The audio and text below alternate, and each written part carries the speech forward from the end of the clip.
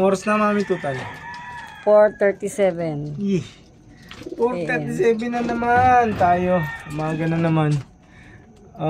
Guys, hindi nyo ba napapansin? Talagang sisimulan ko na yung paggigiba ng ating lock. Ayun na siya. Konting touch pa. Mauubos ko na yung mga steel mattings dyan sa taas. Inuna mo pa lang po. Good morning, guys. Inuna ko yung portal. Iniwan ko sila dito lahat sa baba. Para sa malaking bagay kasi pagka nalinis na natin to, may magagamit tayo doon. So, may sulok ng ating bubong. May magagawa akong separate na cock house saka hen house. Kumbaga paghihiwalayin ko na yung babae sa lalaki. Pag may gagamitin tayo na pairing, doon tayo magse-select na lang. Tapos nag-uwi tayo ng patuka galing sa tindahan. Gutom na yung mga yan. Ayan, tingnan nyo yung mga kalapati natin. Gigil na gigil. Gigil na gigil. Akala nila yung nakakalimutan natin sila. Pero hindi. Hindi ka namin nakakalimutan. Hindi kayo nagkakamali. Sa dami ng ginagawa namin everyday ni Mami Tutan, alam nyo na. Ayan, kitang-kita nyo na gusto na nilang kumain, gusto na nilang lumabas. Pero, hindi po pwede mangyari yun. Ayan. Dahil, karamihan sa kanila ay gift bird. Ayan. Naging orphanage na tuloy tayo. Ayan. Padam. Tumami na. Ayan, bigay ni paring Kenshin. Patingin. Ayan. Velvet siya. Uy, dyan. Kailangan natin siyang makita. Napakagandang hen ito para sa breeding. Napakaganda ng hen na to. Ganda. Ayan, medyo napabayaan lang ng ligo pero maliligo siya. Okay. Tanggal muna natin to,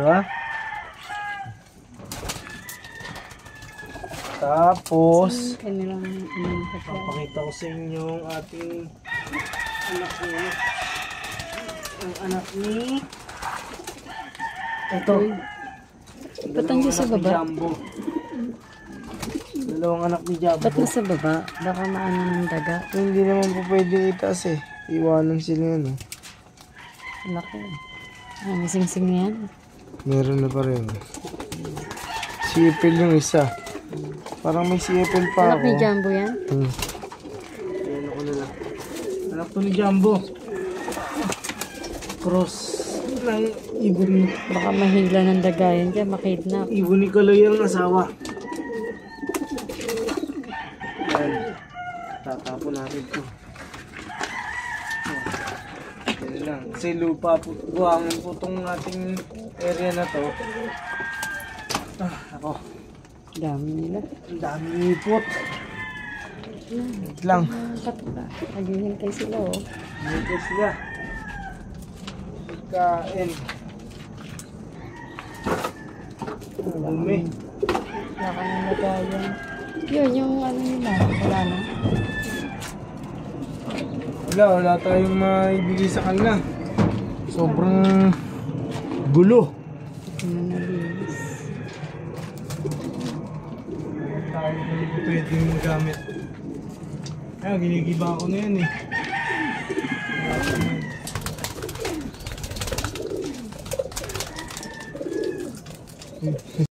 Okay guys, back to our video Yan. Lagyan natin sila ng umiipis pa. Ayan. Nagigigil na sila parang ginugutom. Ginugutom mo nga Ayan. Sa dami yan, paano magsisiksiin tapos sakitan pa yan Wala na bang ibang lalagyan?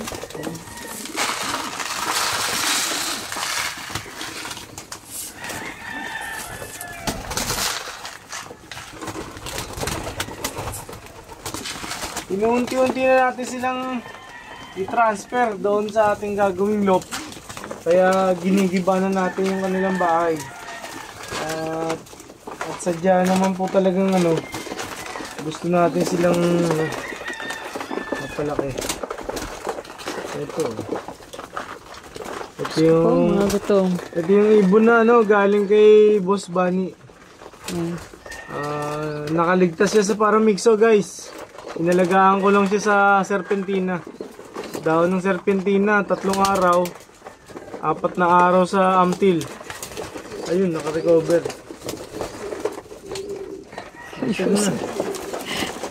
Tapos ito, itong malinis na to, napakaganda nito. Oh, ganda nito. Kagamukha ni Bangka. Oh, mukha siya ni Bangka. Ang ibon natin na nilaro ng pagudpud. Na napudpud, hindi na nakauwi. Sama ni El Shaddai. Gusto ko, gutom na gutom. Ganyan po sila kagutom.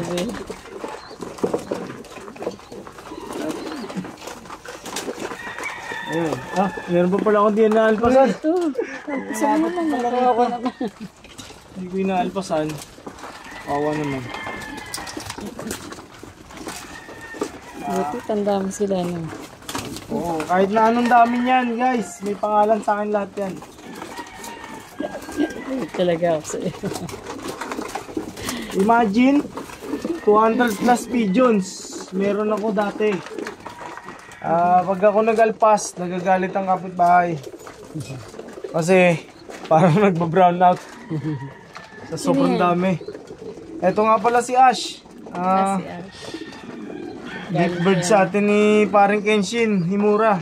Shoutout sa'yo, pare. Ang ganda nito. Gamitin ko muna to. Napakagandang, kak? O hen? Ayun, kak. Lalaki siya. Bagay na bagay siya ibangga sa mga pula. Para siya nagigrisil ng hetero gray. Pero hindi pintura yan, guys, ha. Tunay niyang balahibo yan. Ang tawag dyan, hetero grizzle na nagtutrobak ng red bar. Oh, magandang magandang lalaki siya. Ang ganda ng talukap ng mata niya. At ang sisi niya ay China. PHA com. Pero walang problema, kahit na com-ring siya, madali naman yun. At least, may chance tayo na ma-recognize siya, saka pwede siya gamitin din ng future. Patay mo. Saglit lang, Dito, hindi ba pwede maglagay? Ayan, dito sa mga Hindi, ayan. Dito sa isa? Oo. Hindi makasingit yung iba Mas jumbo ba ito? Mas jumbo nga. Jumbo nga. Galing. Ang galing ng mata ko. Isang tingin ko lang, kilala ko na siya. Siya po si Jumbo, ang ibon ni Boss Glenn Malinay. Na napunta sa loob natin. Ito, yung paso na yan. Glenn. Yung Taiwan soil, hindi ko pa naibigay sa kanila. Siguro, ibibigay sa kanila, pag na-prepare natin yung patuka sa labas. Kasi mixture, kailangan, para ituturo din natin sa kapwa natin pansier, lalo na sa mga beginner, na kung paano ang proper na pagbabinding. Kailangan kasi may binder ang pink mineral. Ang mga Taiwan soil, may binder yan. Pwede tayo gumamit ng honey. Pwede tayo gumamit ng probiotic. At saka yung tinatawag natin na egg egg yellow o kaya egg shell, mismong itlog. Yung itlog nila mismo, pwede natin gawing binder. Sabay mo yun. Sama natin yun. Papakita ko sa inyo sa upcoming days na mabuo na itong ating loop na to. Mabuwag pala. Hindi ko kasi totally mabuwag kasi nangihinayang ako sa mga itlog na pinaghirapan nilang pagpuyatan nilang mag-asawa na magkaanak. Alam nyo na, yung bang moment naman nila para matawag silang pamilya. Ayan. Meron na tayong itlog ni Sablon, isang piraso. At itlog naman to ni 1.5. Ito si 1.5 oh. Binili ko siya ng 1.5. Kaya tinawag ko siya 1.5 kasama ang asawa niya. Isang magandang babae na may ipot sa puwet. Okay lang maiputan sa puwet, wag lang maiputan sa ulo. Ay, sorry po. Hindi bawal po sa bata. Ito po. Ayan. Yan yung mga pagkakataon na tinatamaan sila, nasasergahan sila ng wire during the karera. Tatamaan sila ng kasi sa pag-release ng truck, wala silang alam gawin kundi lumipad pabalik ng bahay. Sorry. Meron siyang dalawang anak, si 1.5. Ang asawa niya blue bar din. Tapos ayan. Sige, nagsikain muna kayo. Dito lagyan mo. Ayun, nagsikain Hindi sila muna. makasingit eh. Ha? Hindi makasingit. Oh. Kakauti naman, nagdagan pa. Oh.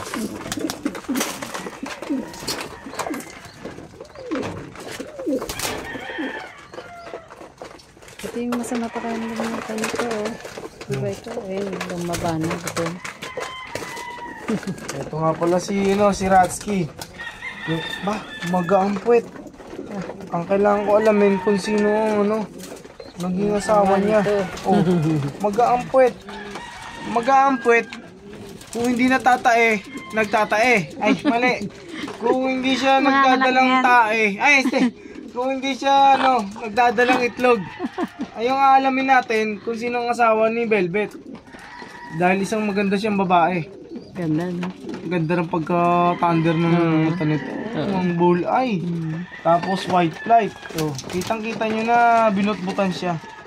At kasi galing siya sa tistes. Kaya binutbutan ko. So, mailipat na sila doon sa kanilang bagong tahanan. Pariandeng, kailangan ko tulong mo. Kailangan talaga. Hindi ko kakayanin na umakyat mag-isa.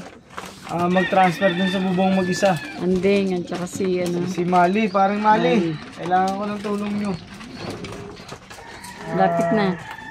Konti pa. Konting kembot pa. Konting grind pa. Para matuloy natin yung pagbili ng materyales. At ang pangarap natin na makapaggawa ng bagong lock, pangarap din ng mga beginners yan. Kasi nga, mangarap lang tayo ng mangarap at libre lang yan. Ang patuka, hindi talaga. Pero may mabibilang kayo ng patuka sa Carla Bill, sa Tutan Store. Kahit na hating gabi, bukas kami. Eto, ang ating mga ibon. Pinagdaanan natin na alam niyo na pinagdaanan nito. Medyo matindi na rin ang hirap na dinaanan sa akin. Hindi ko ano to. Bigyan mo na yan. Binigyan ko to kanina. Yeah. Binigyan ko sila kaninang alas 4:30 ng patuka. Tapos na-check ko na rin. Yung ibang ibon natin na bata, nandito na rin, napasama na sa kanila, kaya dumami sila ng ganyang karami. Tapos sino ka? Pakilala ka. Galing yan dun sa sa Tutan Store.